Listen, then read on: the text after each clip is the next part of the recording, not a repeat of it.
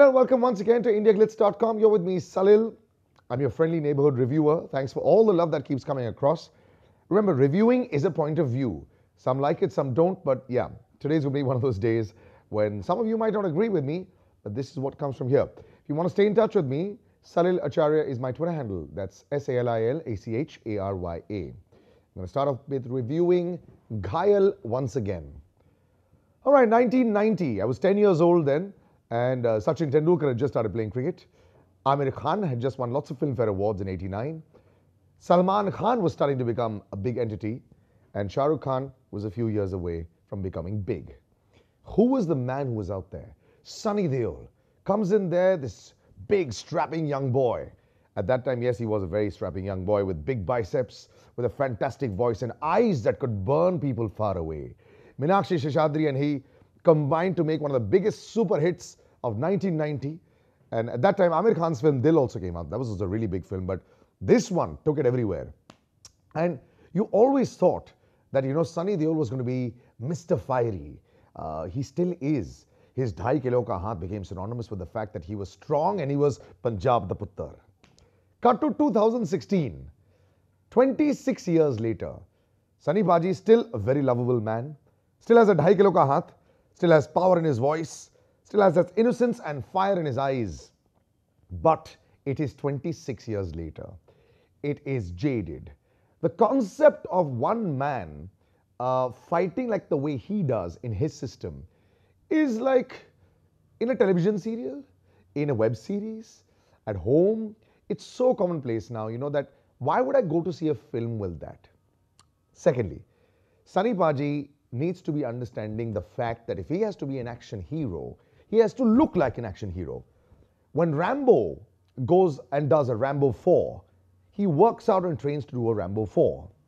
When Rambo decides to do Rocky 6, that's Sylvester Stallone, he decided that, okay, this is a beat-up boxer, way past his prime, coming back into the limelight, so as to say. So he trains out in such a way that his body looks like that.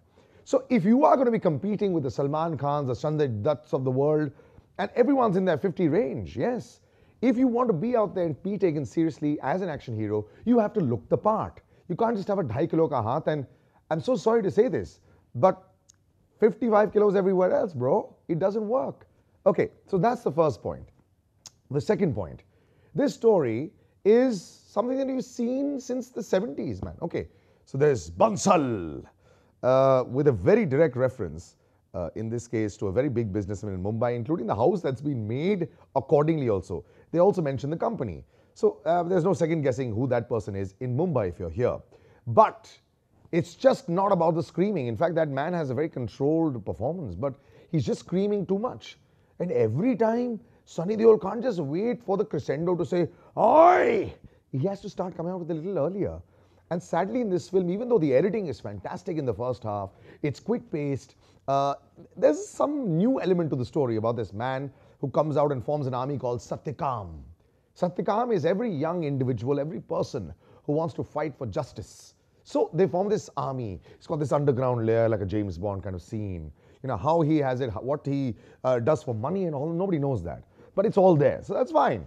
Okay, the second half is when everything goes awry. Because you want to make him Arnold Schwarzenegger, you want to make him Sylvester Stallone, even a Salman Khan from Dabangg, you want to try and do all that. It doesn't work. Sadly, from the helicopter sequences of A True Lies where there was a Harrier, which was a fantastic plane, which is a real plane. In this, you know for a fact, Sunny Deol hasn't even sat in the plane because they only show close-ups of him, which is another problem I had. A lot of the fight sequences are very close fight sequences. So in Holiday, even Akshay Kumar had close fight sequences, but they looked like they were fight sequences. In this one, whenever there's a lot of action to be done, especially as far as jumping is concerned or rolling around is concerned, there's a back shot and you can see it's another guy. That's what I'm talking about. The layman, the guy sitting next to me was saying, "Hey, dekh, abhi wo badli hoga, abhi dusra hai." Sir, अगर बाकी सारे लोग देख पा रहे तो हम जैसे लोग तो obviously देख पाएंगे और फिर कैसे नहीं कुछ बोल पाएंगे. So it is with great regret that I say it was an honest attempt by Sunny Baji to act as well as direct. Again, another big mistake, I think. I think because you have to have a storyline that is in sync with today's times. You can't have, even if you played a Qayamat se Qayamat Tak of the 1990s and now, there would be changes, right? And not just the fact that they'd be wearing different clothes. I think this film is stuck in a time warp and just refuses to get out. I think Sunny Deol is stuck in a time warp and cannot get out, sadly. And this film really is a yawn fest. After the first half, one would have hoped a few better things, but no. So this is 2 stars, and I'm being really generous here because I'm just feeling bad for all the millions of fans across the world. We all came to watch Sunny Paji. Yes, he's there and he fights, but there's just so much missing in there that you don't feel like seeing it.